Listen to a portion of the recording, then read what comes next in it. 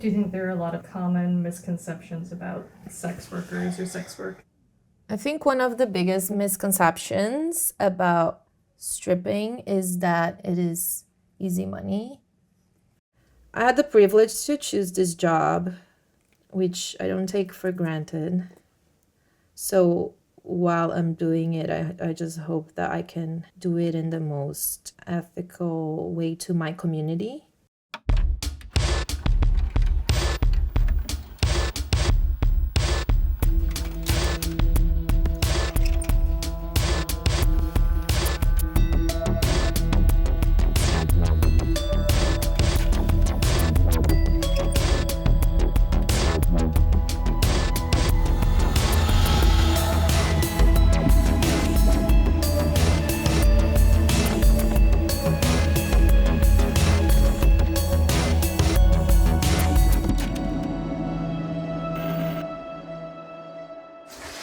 Hi, come in. Welcome in. This is my house. This is where I get ready. My plants, my pole, and then, my butt wall.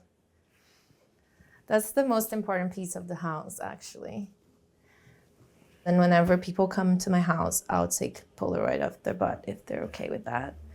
Those are my butt friends. So tonight is Thirst, which is the bi-monthly show that I co-produce. And tonight is the Valentine's show. And I'm also performing and trying to co-host, which is a surprise, but now you know. So it's a lot. It's gonna be a lot, and I'm excited, but I need to get ready.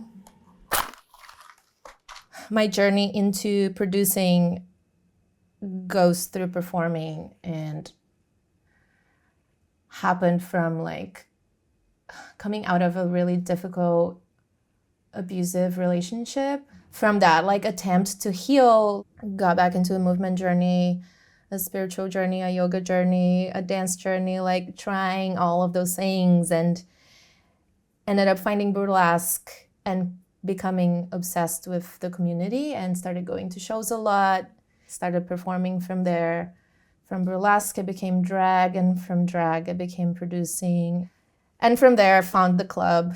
Never thought the club would become such a big part of my life, but it did, and it really, really shifted how my work and my creativity works. And I feel very passionate about this community, specifically on the intersection where it all meets, because there is an intersection where it's all of it, and it's stripping, it's sex work, it's drag, and it's queer, and it's trans, and it's nightlife, and it's underground, and it's the intersection that makes my heart beat faster, The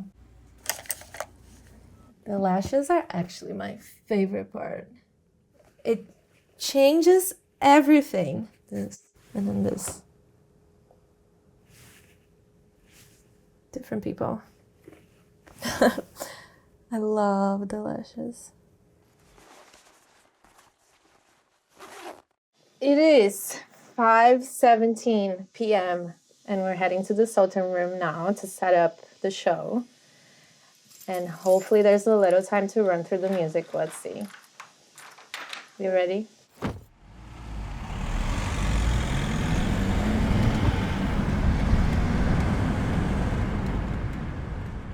Thursday is a queer strip night that is not only a show and it is not exactly a strip club, but something in between. So we do it bi-monthly, and we feature a cast that is exclusively made of trans and queer people who either are or were sex workers in some way in their lives. The way that the strip clubs are structured and run right now, at least as far as I know in America, they are mostly ran by cis white men and cater to cis-het white men.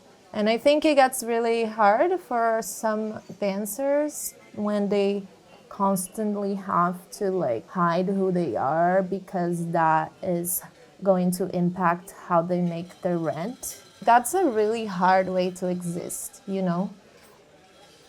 And it's frustrating because there's just so much more to sex work and to sexuality and to pleasure and to intimacy than that, obviously.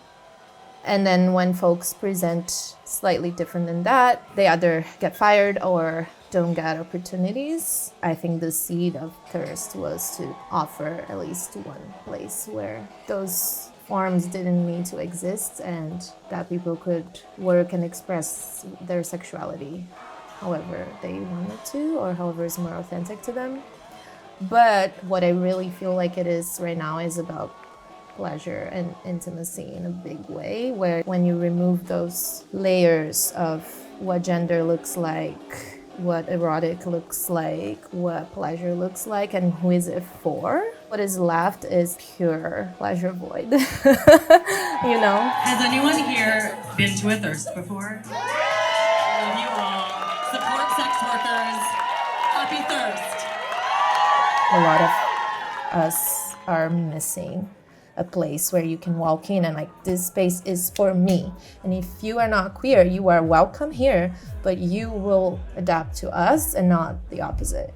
I hope that people feel that Thirst is a queer space, because that is exactly the mindset, is that this is a queer space. If you're not queer, you are so welcome to come. Please come and have fun and tip us and, you know, support. But it's made with this community in mind. It's made with the queer community needs in mind. For me, producing is what allows me to feel like I'm contributing to my community the most. And hopefully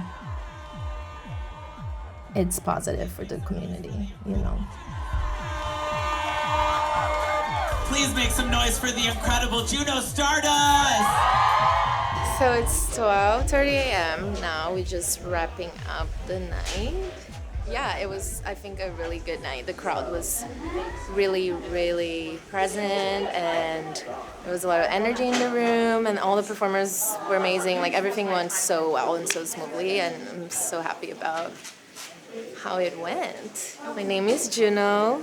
I am a queer Brazilian producer, performer, and stripper, and I'm based in New York City.